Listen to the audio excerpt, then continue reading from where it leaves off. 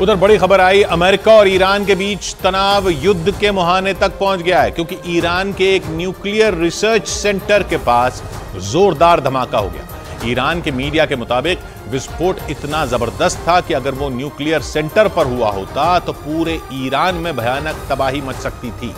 Iran के media के मुताबिक धमाके के पीछे इजराइल या अमेरिका का हाथ होने की आशंका जताई गई। न्यूक्लियर रिसर्च सेंटर के पास विस्फोट के बाद से ईरान अपने दुश्मन नंबर 1 इजराइल और अमेरिका पर बुरी तरह भड़का हुआ है।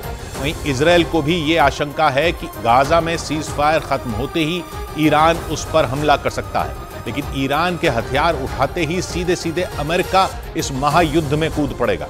यानी पूरे पश्चिम एशिया में जंग का महाविध्वंसक दौर शुरू हो सकता है, जिसका सीधा मतलब यह हुआ कि ईरान के न्यूक्लियर रिसर्च सेंटर के पास हुए धमाके से उठी चिंगारी पूरी दुनिया को जंग की आग में झोंक सकती है। मतलब यह कि ईरान में हुआ यह विस्फोट तीसरे विश्व युद्ध की वजह बन सकता है, क्योंकि आशंका जताई जा रही है कि ईरान के एक्शन लेते ही अमेरिका सीधे सीधे उससे भिड़ सकता है। और इसी वजह से आशंका जताई जा रही है कि इजराइल और हमास की जंग की वजह से दो खेमों में बंट चुकी दुनिया में तीसरे विश्व युद्ध का शंखनाद हो सकता है, क्योंकि गाजा पर हमलों की वजह से इजराइल पहले से ही मुस्लिम देशों की आंख में कांटे की तरह चुभ रहा है। ईरान, लेबनान, सीरिया और यमन जैसे देश तो कई बार सीधी जंग की धमकी भी दे चुके हैं, लेकिन इन सभी देशों को पता है कि इजराइल की तरफ आंख उठाने से पहले उसके दुश्मनों को अमेरिका से निपटना पड़ेगा। क्योंकि न सिर्फ हमास के साथ जंग में, बल्कि अमेरिका लंबे वक्त से इजराइल के पीछे चट्टान की तरह खड़ा है और दुश्मनों से निपटने के लिए इजराइल को हर तरह की मदद पहुंचाता है। लेकिन खबरों के मुताबिक मध्य ईरान के इस्फहान न्यूक्लियर रिसर्च सेंटर के पास धमाका करके अमेरिका और इजराइल ने ईरान के सीने पर ऐसी चोट दे दी जिससे ईरान समेत उसके करीबी देश बुरी तरह तिलमिला गए।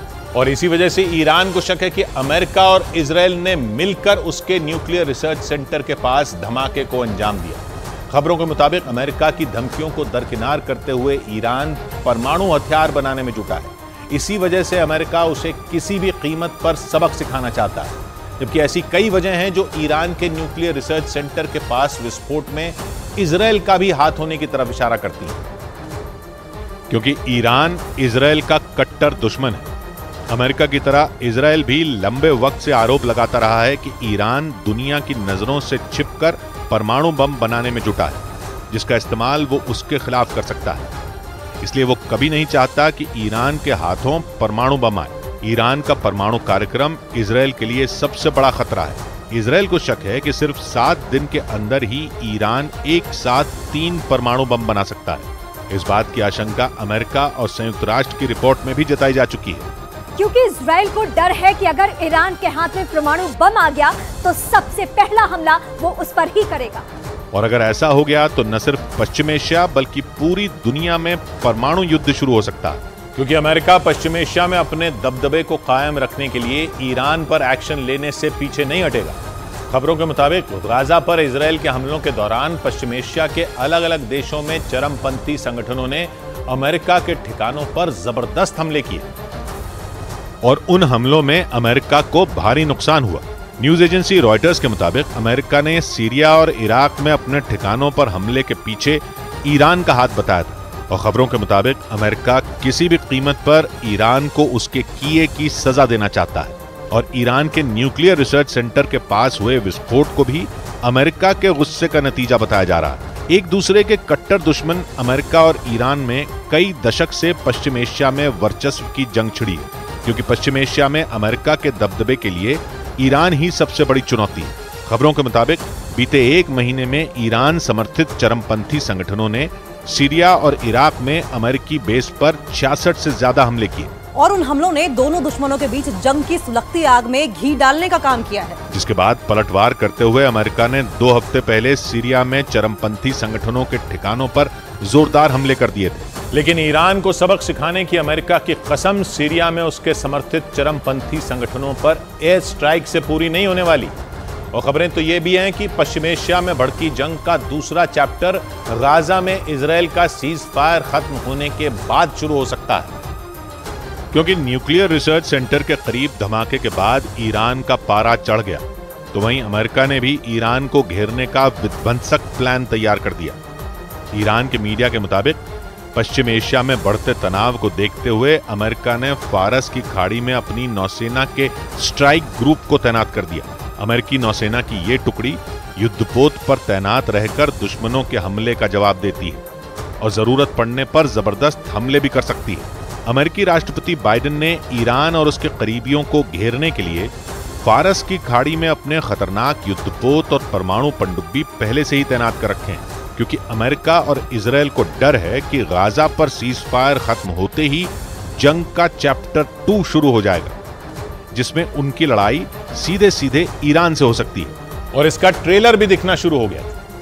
इजरायल और ईरान के बीच सीधी गोलीबारी न होकर साइबर युद्ध छिड़ चुका है। इजरायल के अखबार जेरूसलम पोस्ट के मुताबिक ईरान ने इजरायल पर साइबर हमला कर दिया, जिसका असर वहां की कुछ आपातकालीन सेवाओं पर पड़ा और थोड़े समय के लिए इजरायल की आपातकालीन सेवाएं ठप हो गईं। जेरूसलम पोस्ट के मुताबिक ईरान के हैकरों ने इजरायल की पुलिस और फायर ब्रिगेड के इंटरनेट नेटवर्क को निशाना बनाया। इजरायल ने जानकारी दी कि ईरान के साइबर अटैक के बाद थोड़े समय के लिए इन आपातकालीन सेवाओं की फोन लाइनें बंद कर दी गईं। इजरायल के मुताबिक ईरान के हैकरों ने उनकी बड़ी बड़ी कंपनियों और सरकारी संस्थानों को निशाना बनाने की कोशिश की थी। मतलब यह कि इजरायल और ईरान में भले ही एक भी गोली ना चली हो, लेकिन जंग शुरू हो चुकी है। हालांकि इजरायल ने दावा किया कि ईरान के साइबर हमले का ज्यादा असर उनके साइबर सिस्टम पर नहीं पड़ा, लेकिन ईरान के हैकरों की हरकत को इजरायल ने अपने खिलाफ साइबर वॉर की शुरुआत बता दिया। यानी ईरान ने अपने साइबर लड़ाकों के जरिए अपने दुश्मन को गहरे जख्म दे दिए। हालांकि इससे पहले इजरायल भी कई बार ईरान पर साइबर हमले कर चुका है। ईरान और इजरायल के हैकर बीते कई साल से बिना हथियार लिए ही सिर्फ कंप्यूटर के कुछ प्रोग्राम और कोडिंग के जरिए एक दूसरे को नुकसान पहुंचाने की कोशिश कर रहे हैं।